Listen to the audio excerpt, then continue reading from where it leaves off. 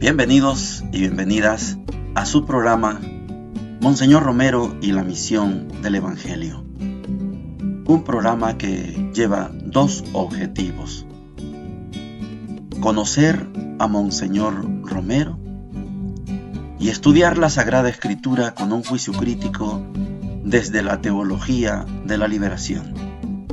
Cada día tendremos un encuentro con Monseñor Romero y con el Dios de Jesús.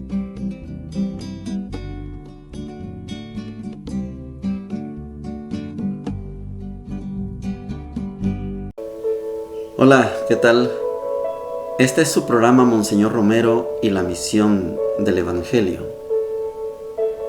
Sábado 8 de junio, sábado de la 9ª semana del tiempo ordinario. Ayer celebramos la fiesta del Sagrado Corazón de Jesús y la iglesia pone al siguiente día, hoy sábado, la fiesta del Inmaculado Corazón de María, los dos corazones de la devoción de nuestra iglesia.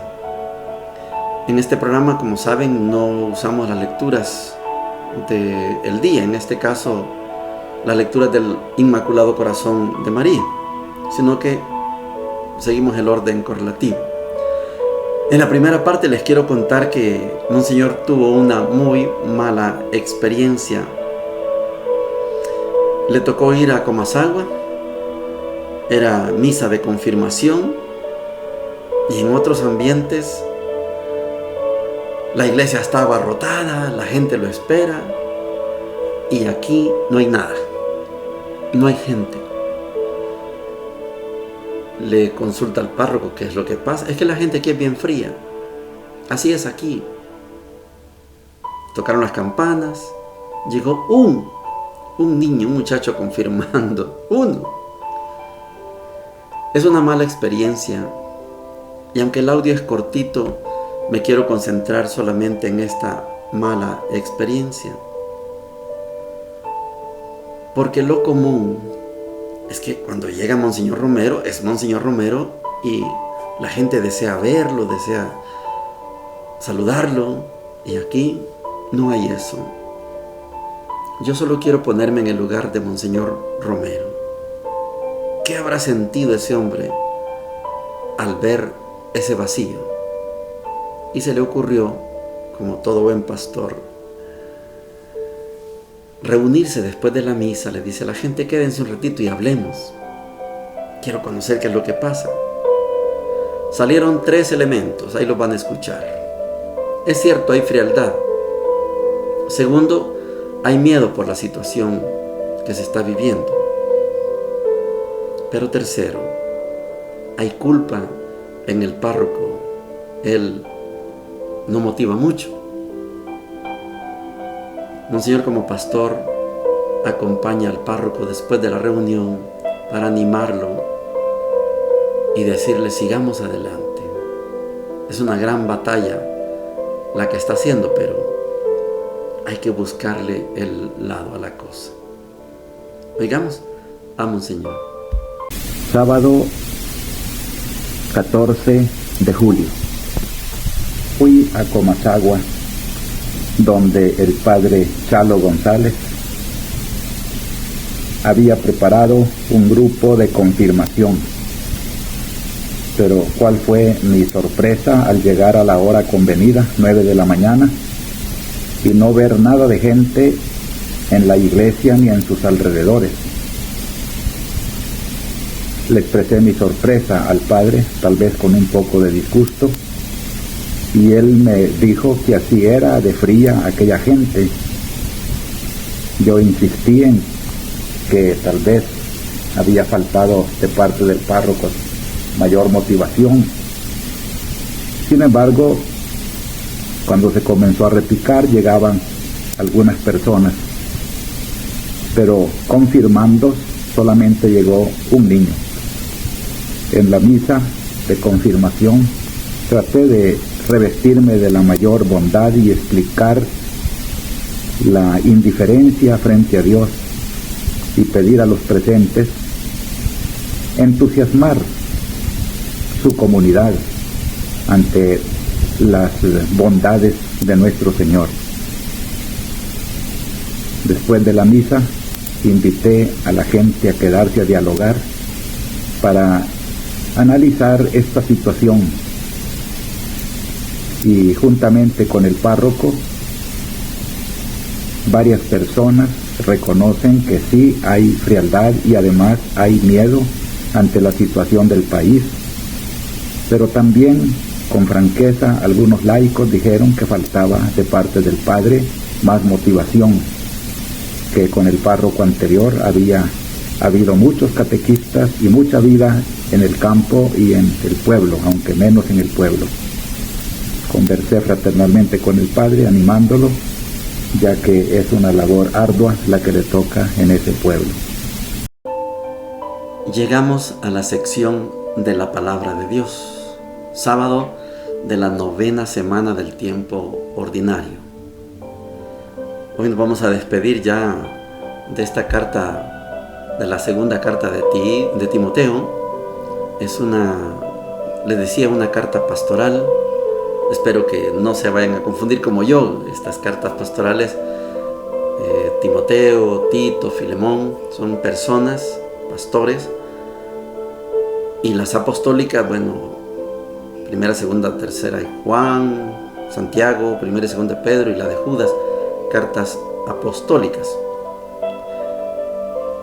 La lectura que vamos a tener ahora, 2 Timoteo capítulo 4, del 1 al 8, dice lo siguiente: Querido hermano, yo te conjuro delante de Dios y de Cristo Jesús, que ha de juzgar a los vivos y a los muertos, y en nombre de su manifestación de su reino, proclama la palabra de Dios, insiste con ocasión y sin ella, arguye, reprende, exhorta con paciencia incansable y con afán de enseñar, porque llegará el tiempo en que los hombres no soportarán más la sana doctrina.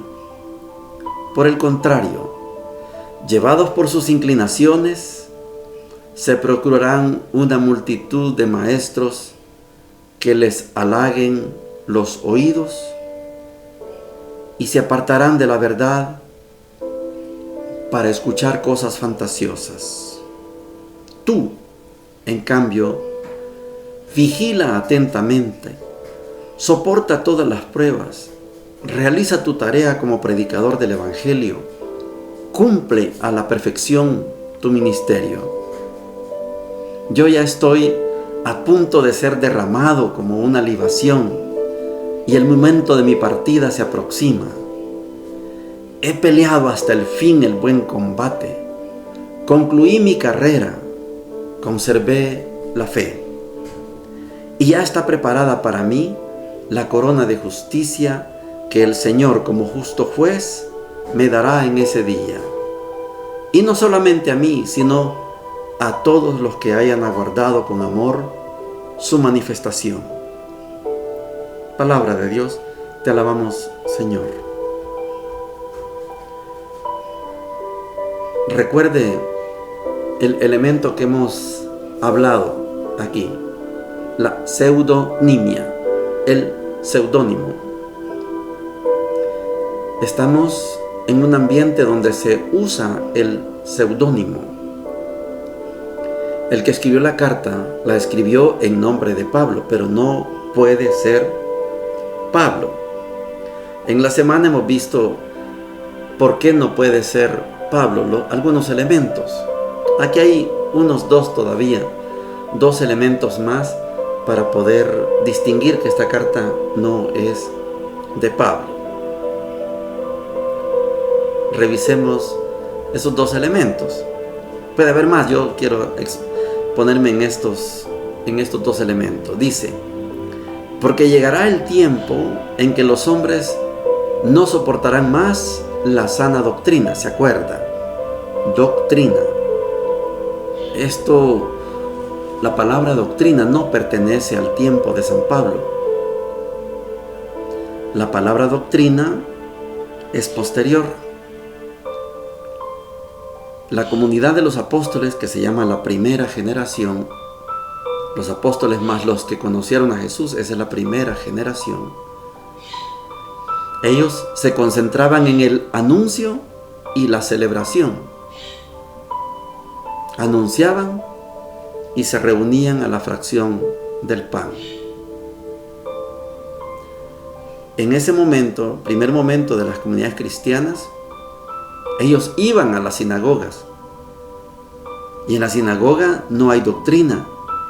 En la sinagoga solamente hay lectura de la Sagrada Escritura. Eso no es doctrina.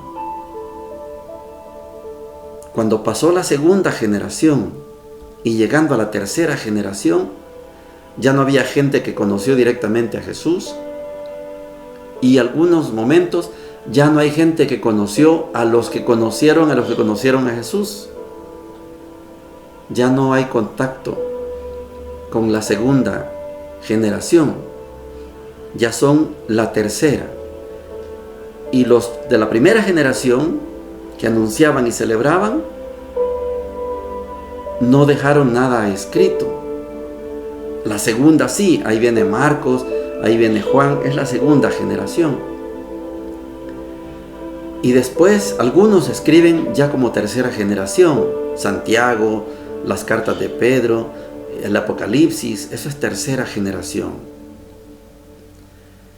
En este momento, cuando ya está la tercera generación, ya hay necesidad de escribir aquello que los apóstoles dijeron, aquello que dijeron los que conocieron a los apóstoles, y eso se convierte en una doctrina. Algunos predicadores de las otras iglesias, cuando tocan este tema, se ufanan de decir que ellos no predican doctrina, ellos predican palabra de Dios. ¿Está bien? Hágalo así. Pero esta carta de Timoteo, el Apocalipsis, las cartas apostólicas, ya no son de primera ni de segunda generación, ya estamos en la tercera generación. Por eso cuando en esta carta a Timoteo se habla de doctrina, sana doctrina, es porque ya no tenemos contacto directo con los que conocieron a Jesús. Dichosos los que anduvieron con Jesús, sí, dichosos, dichosas. Dichosos los que conocieron a los que conocieron a Jesús, dichosos. Pero usted y yo pertenecemos a la tercera generación. Entonces ya necesitamos tener por escrito aquello que ellos y ellas enseñaron en aquel entonces. Esto es la doctrina. El segundo elemento es, aunque les parezca curioso, esto es un halago, una alabanza, podemos decir también una apología, y la palabra más rebuscada todavía, una agiografía. Apología es defender algo y agiografía es reconocer la vida de una persona. Les voy a leer de qué estamos hablando. Yo ya estoy a punto de ser derramado como una libación, y el momento de mi partida se aproxima. He peleado hasta el fin el buen combate. Concluí mi carrera. Conservé la fe. Estas palabras están puestas en labios de San Pablo, pero los acontecimientos de la vida real conocida de San Pablo no llegaron a este nivel. San Pablo, en las cartas que le corresponden a él, las 7 de las que hemos hablado ya, San Pablo no percibió su martirio. San Pablo había jugado astutamente con las reglas del imperio, con las reglas de la religión judía, con las reglas del mundo griego, y con ninguna de esas reglas lo habían logrado vencer. Los últimos días de Pablo, él está en la cárcel, ¿sí? En su casa, con un soldado cuidándolo. Pero recibía visitas y escribía, y escribió cartas de la cautividad, se llama. Pero está lejos de que Pablo entienda que él va a ser sacrificado. Está lejos. Igual Pedro. Pedro pensó que nunca le iba a pasar nada. Y a los dos, en la tradición se dice, a los dos los mataron juntos. Pero esto es una hagiografía. Esto es sustentar lo que pudo haberle pasado a Pablo. Yo ya estoy a punto de ser derramado como una libación, y el momento de mi partida se aproxima. He peleado hasta el fin el buen combate, concluí mi carrera, conservé la fe. Maravilloso.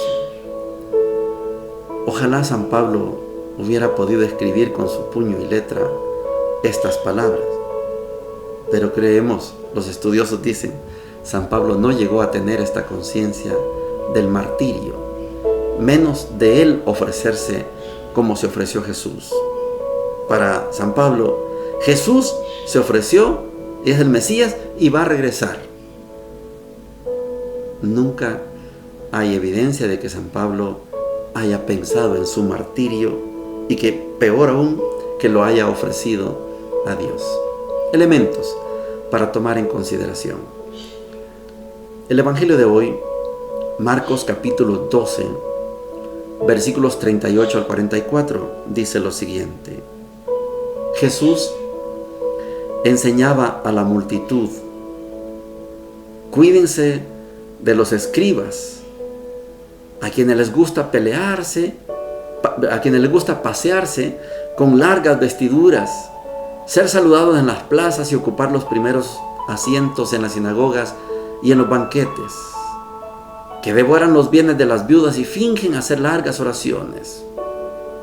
Estos serán juzgados con más severidad.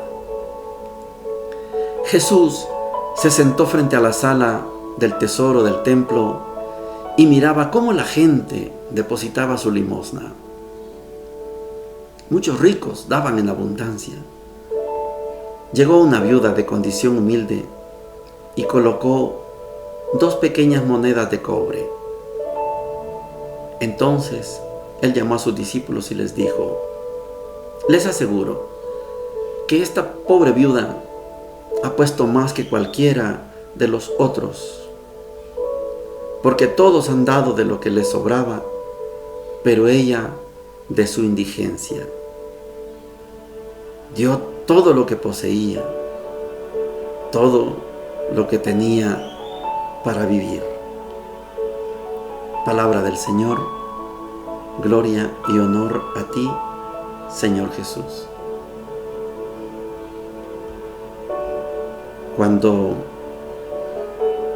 hemos estado estudiando las cartas pastorales, en este caso la carta a Timoteo, la segunda carta a Timoteo, hemos dicho tercera generación, y este evangelio, como estudiando Marcos no conoció a Jesús. Marcos es segunda generación, conoció a Pedro. Pedro se anduvo con Jesús. Hay una intención de Marcos de presentar a Jesús como el Hijo de Dios. Y ahora, después de las grandes discusiones, ya estamos en los últimos momentos de la vida pública de Jesús. Pronto terminaremos de estudiar este evangelio. Después de las grandes discusiones, ahora Jesús ya sacó a los mercaderes del templo. Ahora Jesús está frente a lo que se llama el cepillo del templo. Cepillo es una especie de campana de bronce De tal manera que cuando se tira una moneda, hace una gran bulla, un ruido. Voy a hacer una onomatopeya de eso, ¿verdad? Digamos que se tira una moneda de $1 y hace tilín, tilín, tilín, tilín, tilín, hasta que cae al fondo. Y los ricos se lucían. Llevaban varias monedas, no existía el billete, llevaban varias monedas y tiraban de puño en puño, bla, bla, bla, el gran ruido que hace esas moneditas, chiquitas o grandes. Entonces los ricos se daban el lujo de que hacían sonar bien fuerte esa campana. Pero llegó esta viuda y tiró 2 moneditas de cobre, ni siquiera de bronce, de plata, de oro, 2 moneditas de cobre, el metal de menos valor. Aquellos dieron de lo que les sobraba. Esta viuda, humilde, pobre, dio lo que tenía para vivir. ¿Usted recuerda cuando un trabajador laboraba en una finca? El trabajador ganaba 1 denario. El denario es el sueldo de un día, salario de un día. 2 moneditas de cobre eran quizás la 100ª parte de 1 denario. Si con 1 denario puede comer mi familia, con 2 moneditas de cobre, a lo mejor la viuda le alcanzaba para un pan y un café. Pero lo grandioso de esta escena es que Jesús está separando 2 mundos: el mundo de los pobres y el mundo de los ricos. Ahora hay que preguntarse, ¿en dónde está ubicado el Sanedrín? Jesús enseñaba a la multitud: cuídense de los escribas, a quienes les gusta pasearse con largas vestiduras, ser saludados en las plazas, ocupar los primeros puestos en las sinagogas y en los banquetes, que devoran los bienes de las viudas y fingen hacer largas oraciones. Estos serán juzgados con más severidad. 2 mundos: el mundo de los pobres, el mundo de los ricos. ¿Dónde está el Sanedrín? En el mundo de los ricos. Hay que ver la crítica que hace Cantinflas en la película El Padrecito. Cuando está recogiendo la limosna, una muchacha, señora, pobrecita, echa unas monedas y Cantinflas le da un puño de moneda. Este es su vuelto, señorita. Este es su vuelto. La iglesia tiene malas experiencias de estar siempre en el mundo de los ricos. Gracias a Dios tenemos algunas, aunque sean pocas, experiencias de la iglesia cuando se pone al lado de los pobres. Hay de las 2 experiencias. Yo no critico a los que están al lado de los ricos. No tengo derecho a criticarlos. Es su opción. Pero yo acompaño a los que están al lado de los pobres. Y ellos y ellas no tienen que criticarme porque yo tomo esta opción. Esa es mi decisión. Yo pertenezco al grupo de la teología de la liberación. Otros no. No los critico. Tienen derecho a no ser de la teología de la liberación. Pero la teología de la liberación, que es la que yo sostengo, jamás haría una opción por los ricos. Siempre va a ser la opción por los pobres. por los perseguidos, por los oprimidos, por los excluidos, por los migrantes. Jesús en Marcos está en el lugar correcto, donde se juegan los dos mundos, el mundo de los ricos y el mundo de los pobres. Jesús exalta no la vida de los ricos, ellos echan lo que les sobra. Jesús exalta la vida de los pobres, porque esta viuda dio no lo que le sobraba, dio lo que tenía para vivir. Y cuando Jesús exalta esta figura, es porque nada de lo que se hace en favor de un pobre queda sin recompensa. En el país tenemos diversas experiencias. No es el momento ni el programa no es para esto, pero usted puede reconocer en qué momentos fulano de tal, sacerdote, obispo, arzobispo, cardenal, se puso del lado de los ricos. Y en qué momento sacerdote, religiosa, obispo, arzobispo, cardenal, se puso del lado de los pobres. Si algo tenemos que exaltar de Monseñor Romero,